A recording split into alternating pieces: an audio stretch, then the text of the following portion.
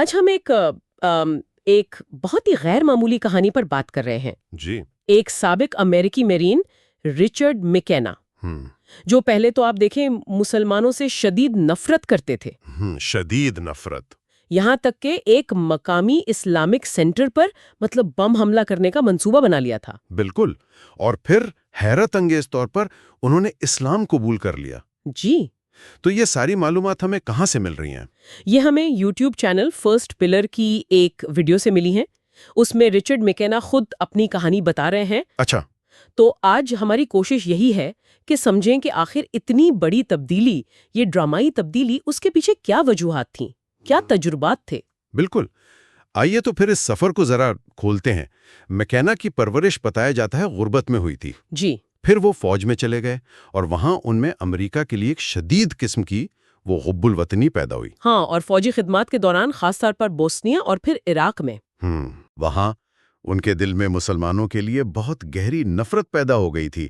وہ انہیں بس دشمن سمجھتے تھے۔ دشمن، اور یہ نفرت اتنی بڑھ گئی تھی کہ جی، ویڈیو میں ذکر ہے کہ وہ اپنی بوسنیائی مترجم، جس کے ساتھ سنا ہے تعلقات بھی اچھے تھے، اچھا، صرف اس لیے کہ وہ مسلمان تھیں انہیں مارنے کا سوچ رہے تھے۔ یا اللہ، صرف مسلمان ہونے کی وجہ سے؟ جی ہاں، اور پھر عراق میں زخمی ہوئے، میڈیکلی ریٹائر ہو گئے فوج سے، لیکن اس کے بعد بھی ان کے اندر وہ خواہش تھی کہ مزید مسلمانوں کو ماریں۔ یہ تو بہت ہی خوفناک بات ہے۔ بالکل، یہ دکھاتا ہے کہ جنگی تجربات کیسے کسی فرد کو ایک پورے گروہ کے خلاف کر سکتے ہیں۔ پھر وہ امریکہ واپس آئے، انڈیانا میں، اپنے قصبے منسی میں۔ جی، وہاں جب انہوں نے مسلمانوں کو دیکھا تو وہ انہیں بہت ناگوار گزرا۔ ان کی موجودگی انہیں پریشان کر رہی تھی۔ اتنی پریشانی کہ انہوں نے مقامی اسلامک سینٹر پر، جیسا ہم نے شروع میں کہا، بم حملہ کرنے کا منصوبہ بنا لیا۔ اور یہ کوئی وقتی خیال نہیں تھا، تقریباً 2.5-3 سال تک وہ اس کے لیے مواد اکٹھا کرتے رہے۔ 2.5-3 سال؟ جی، یہ بہت سنجیدہ منصوبہ تھا۔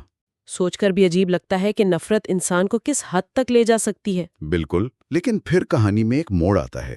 ہاں، وہ کیا تھا؟ ان کی چھوٹی بیٹی نے اسکول میں ایک خاتون کو دیکھا، حجاب پہنے ہوئے، اچھا، اور گھر آ کر اپنی معصومیت میں کوئی سوال پوچھا اس بارے میں۔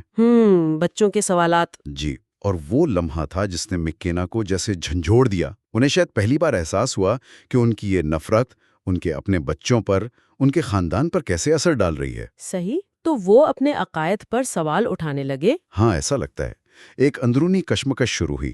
شاید وہ اپنی نفرت کو وہ درست ثابت کرنا چاہتے تھے، یا شاید شک پیدا ہو گئے تھے۔ تو انہوں نے کیا کیا؟ وہ خفیہ طور پر اس اسلامک سینٹر گئے جس پر وہ حملہ کرنا چاہتے تھے۔ وہاں ان کی کچھ مسلمانوں سے ملاقات ہوئی۔ انہوں نے انہیں خوشامدید کہا اور انہیں قرآن کا ایک نسخہ دیا۔ یہ تو بالکل ہی غیر متوقع تھا۔ جی، یہیں سے چیزیں اصل میں بدلنا شروع ہوئیں۔ کیسے؟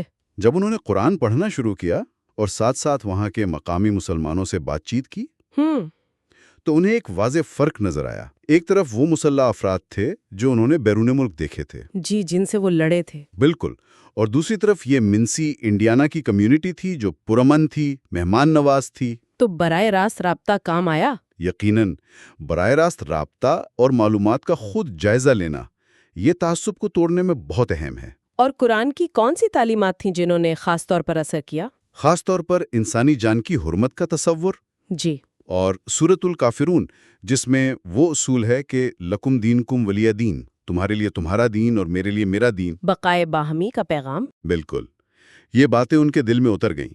انہیں احساس ہوا کہ ان کی نفرت تو بس غلط فہمیوں پر یا برے نمونوں پر مبنی تھی۔ اور وہ خواب والی بات بھی تھی؟ ہاں، ایک خواب کا ذکر بھی کرتے ہیں وہ، کہ انہوں نے دیکھا کہ وہ جس کاغذی نشانے پر پریکٹس کرتے تھے اس سے خون بہہ رہا ہے۔ اچھا، یہ شاید ایک علامتی چیز تھی، ان کے اندرونی احساس جرم یا ان کی سوچ میں جو تبدیلی آ رہی تھی اس کی نشانی۔ تو پھر آخر کار اگست 2009 میں انہوں نے اسلام قبول کر لیا، اور جو بم انہوں نے بنایا تھا اسے خود ہی ناکارہ بنا دیا۔ سبحان اللہ، لیکن کہانی یہاں ختم نہیں ہوتی ہے نا؟ نہیں، بالکل نہیں۔ تبدیلی کے بعد بھی چیلنجز تو تھے۔ کس قسم کے چیلنجز؟ جب انہوں نے اپنی یہ کہانی ایک کالج میں سنائی تو ایف بی آئی نے تحقیقات شروع کر دی۔ اچھا۔ کچھ مسلمانوں کو بھی ان پر شک تھا کہ یہ واقعی مخلص ہیں یا نہیں۔ یہ بھی سمجھ میں آتا ہے۔ اور ان کے اپنے خاندان نے بھی کم از کم شروع میں انہیں قبول نہیں کیا، نہ منظوری کا اظہار کیا۔ تو یہ آسان سفر نہیں تھا۔ بالکل نہیں۔ یہ چیلنجز دکھاتے ہیں کہ ایسی بڑی تبدیلی کے اپنے مسائل ہوتے ہیں۔ لیکن آج میکنا کا پیغام کیا ہے؟ وہ اب کس چیز پر زور دیتے ہیں؟ وہ نفرت کی بجائے افہام و تفہیم پر زور دیتے ہیں، ذاتی ذمہ داری پر اور اچھے کردار پر۔ اچھا کردار۔ جی، وہ کہتے ہیں کہ اچھا اخلاق ہی دعوت کا یعنی اسلام کا پیغام دوسروں تک پہنچانے کا بہترین طریقہ ہے۔ اور معاشرتی تقسیم کے بارے میں ان کا کیا خیال ہے؟ وہ اسے ایک سماجی بیماری کے طور پر دیکھتے ہیں اور کہتے ہیں کہ اس کا مقابلہ ہمیں انفرادی سطح پر کرنا ہوگا۔ واقعی رچرڈ میکینا کا یہ سفر تو بہت ہی حیران کن ہے۔ ایک شخص جو نفرت اور تشدد کے منصوبے بنا رہا تھا، جی، وہاں سے ذاتی تبدیلی، افہام و تفہیم اور امن کی تلاش تک پہنچا۔ یہ ظاہر کرتا ہے کہ براہ راست میل جول اور معلومات کا خود مطالعہ کرنا کتنے گہرے تعصبات کو بھی چیلنج کر سکتا ہے۔ بالکل۔ اور یہ کہانی ہمیں ایک اہم سوال پر بھی چھوڑ جاتی ہے نا، کیا سوال؟ کہ کیا یہ جو دوسروں کو کمتر سمجھنے یا ان سے نفرت کرنے کا رجحان ہے، کیا یہ صرف جنگ جیسے شدید حالات میں ہی پیدا ہوتا ہے؟ یا یہ ہمارے معاشروں میں زیادہ عام ہے؟ جی، اور اگر یہ زیادہ عام ہے تو ہم انفرادی طور پر اس سماجی بیماری کا مقابلہ کیسے کر سکتے ہیں؟ اس کے لیے ہم کیا کر سکتے ہیں؟ یہ واقعی ایک سوچنے والی بات ہے۔